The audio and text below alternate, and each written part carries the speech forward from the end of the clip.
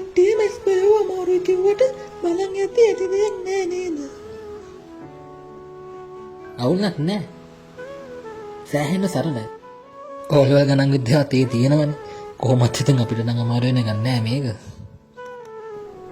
ඔයා මොන කැම්පස් එකටද යන්න කැමති?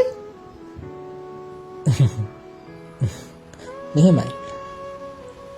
මම නම් කැමති පේරාදෙණිය ඉංජිනේරින් යන්න. ඔයත් කොහොමද මෙඩිසින් ගන්නේ පේරාදෙණිය?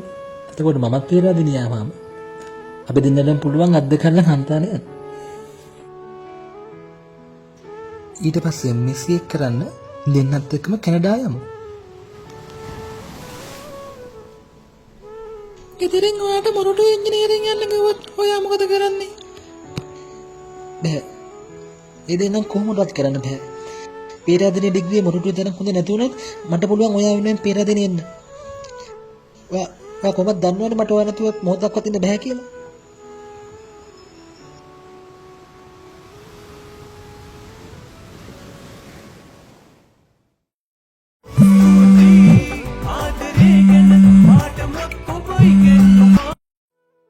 තාත්තා කියන්න. කාලා ගන්නියෝ. උඹ අද පන්ති ගියාද? කොහොම හරි කරලා මේ පාරවත් ඉස්තුවා දාගනි. බලපියර කාර්ගේ පොඩි කෙල්ලත් කැම්පස් තේරලා ආට් කරලා. හරි තාත්තේ. මැස් කරලා ෆේල් වුණත් ඕන් තරම් ජොබ් තියෙනවා. ෆේල් වුණත් ජොබ් තියෙනවා. ඈ කාලා කන්නේ පිංගුත්තර ගස් බල්ලු. උඹ අවුරුදු 4ක් ඇට දැම්මුවද? අපි මේ කන්නේත් නෑ අඳින්නෙත් නෑ තොපේ ඉන්න නැහැ කරුම ගෙවනවා.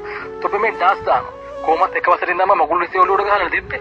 ඒවා ඉතින් ගලේ ගෙවුවත් යවන්න පුළුවන් ඈ. හැබැයි පුතු වරෙන්ගු බලන්න මේ පාරස් ෆේල් වෙලා. අන්න ඒතර තමයි මම මගේ ආදරේ